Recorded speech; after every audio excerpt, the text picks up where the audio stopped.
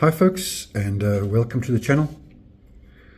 Today we are going to discuss the main differences between the H-Ace Scale and the H1 Scale, the H1 Scale.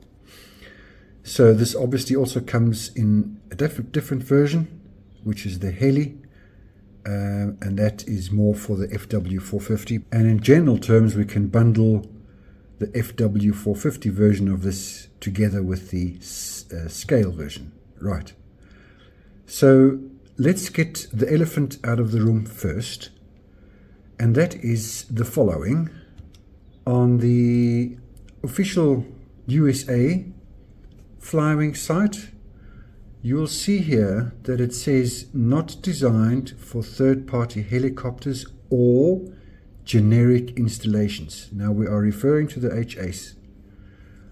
On the official Chinese Flywing website, in the image it says incompatible with any third-party devices.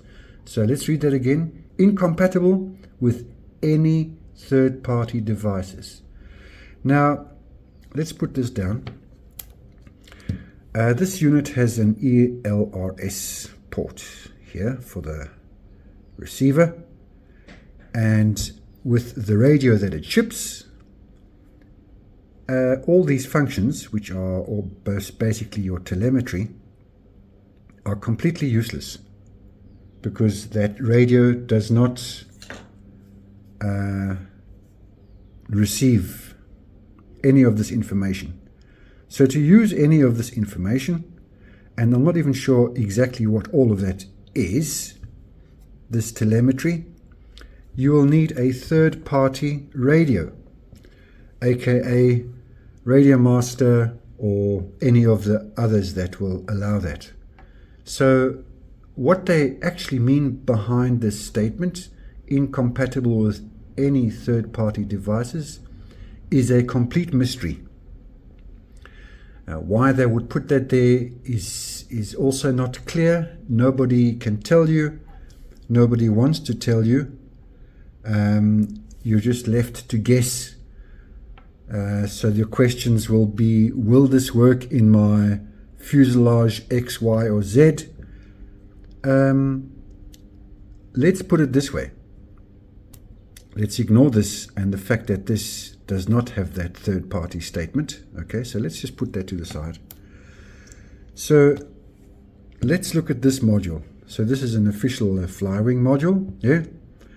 And the servo layout is as it is. It's not changeable on this device. You are just left to assume that you will be using this servo layout or swashplate layout with this unit. It's not changeable. On the H2, of course, which is a generic flight controller, you can change that to your heart's content. I believe on the H1 Pro, you can also change that in the software. When you set up a new helicopter, you decide, has it got a tail motor?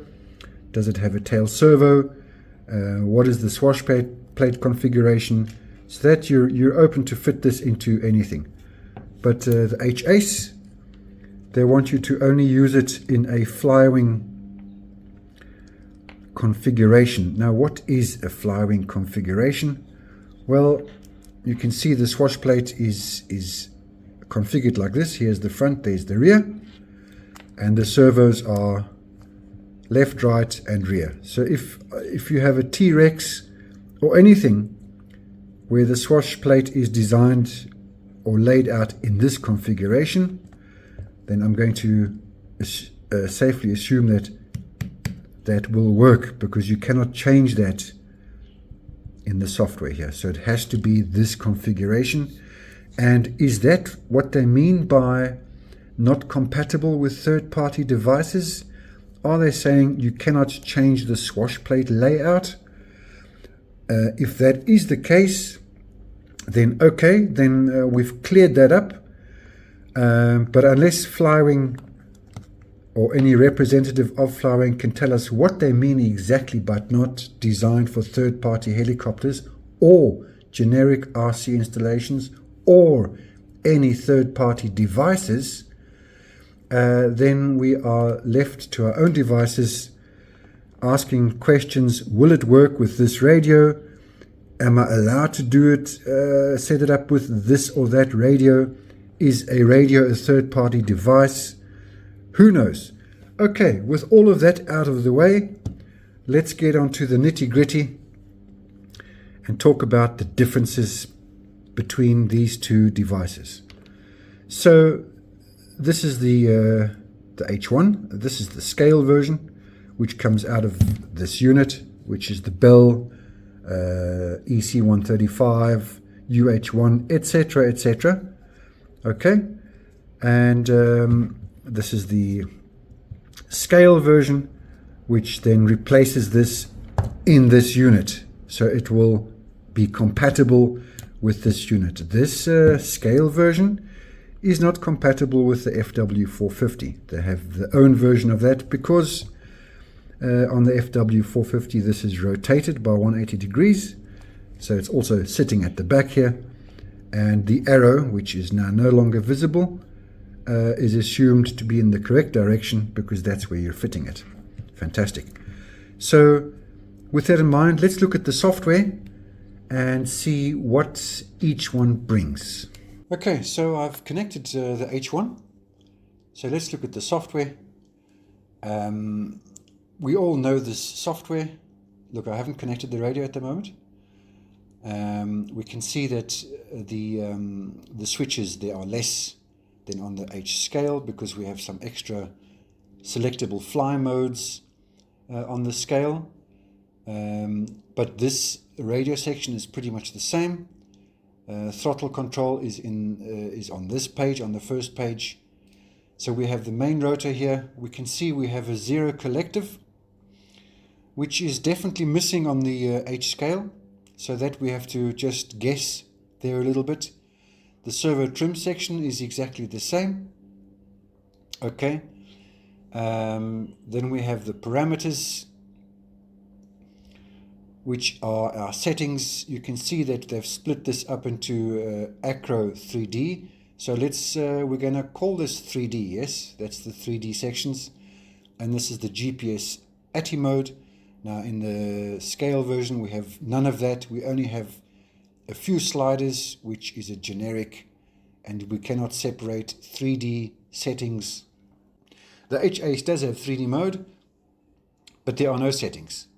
So you cannot change the roll rate, the exponential, the gain, the agility, the tail rate. That's it on the Ace. That's a generic settings, yes. And this collective pre-comp, which is as the helicopter rises, how much must it put into the tail? That's a section over there. Of course, we have maneuverability, soft, standard, and sport. So we still have that on the H-Ace. So that hasn't changed. On the H1, we have a sensor page. And this is now incorporated into the other page of the H scale. We're going to of the H-Ace. We're going to get to that now. We've got a low battery protection, and we can also set the voltage on the H1. So we can switch it on and off on both versions. But on the H1, we can actually set the voltage here. So if you wanted to set this to a different voltage or bring it down, which I wouldn't suggest, I would rather just switch it off, but that's besides the point. So we have that, and that's the H1 software. So let's go over to the H-Ace and see how that differs. Okay, so let's connect the H-Ace up quickly and have a look what we can see. We can see the nice compass level, spirit level here. So when you turn it, you can see that we've also got a compass here, which we don't have in the H1. So this is your radio page, as we have on the H1. And these are your switch assignments. We can see we've got two extra here, which is the style soft, standard, sport, and automated banking over here. So there we go. Then we go to the rotor section, and you'll notice we've still got the servo trim here, but we don't have a zero collective. So that's missing, which I think is a bit of an oversight. They might put that in later. Oh, let's just go back over here. It would be very handy if they switched, because this is running off the H2 brains, they can easily put a little tab here for us to switch off the soft landing, the soft start, or the soft takeoff I should say, because that is available on the H2, so they could easily implement that switch over here. I find that the soft takeoff and the soft landing is a bit of a hit and miss.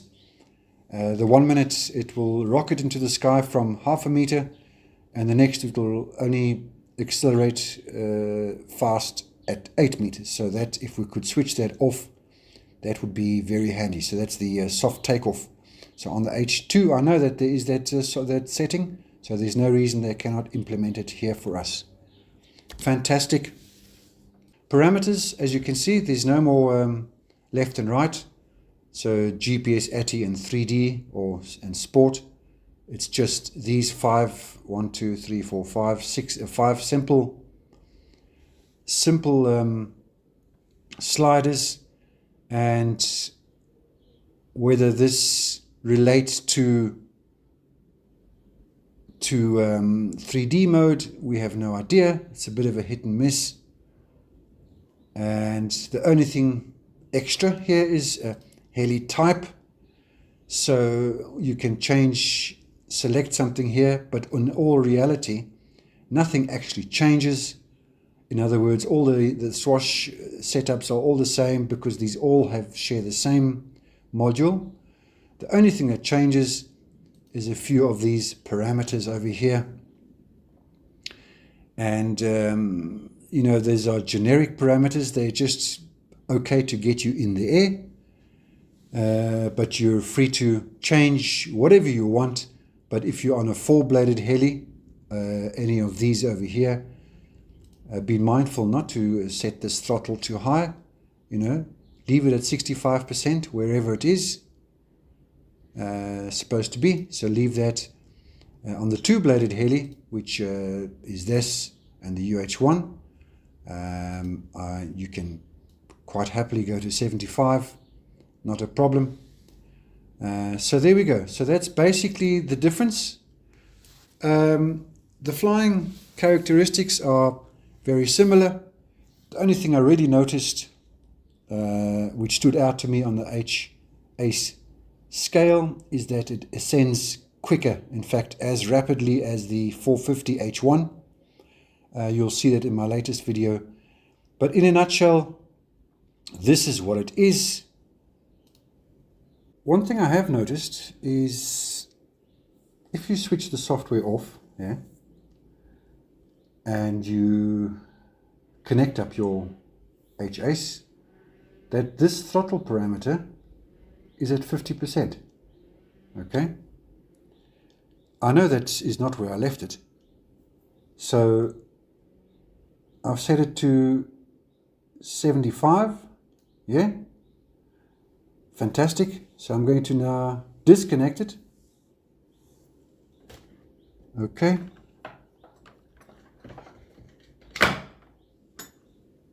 So there we go, it's disconnected. I will reconnect it. So there's the COM port. We connect.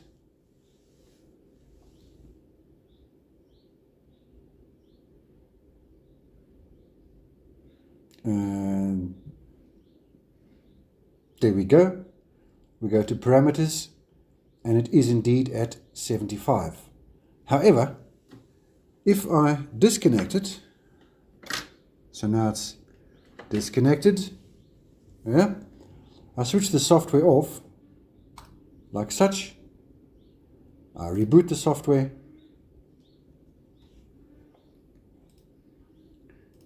We click that. I connect it. Now you cannot click on this page until you connect it. So now I will connected. There, COM3, connect. Now let's see what happens on this page.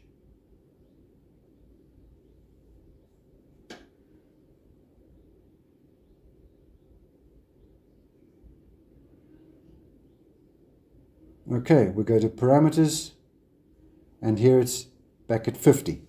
So what is going on there is a good question. I see that these have all stayed the same.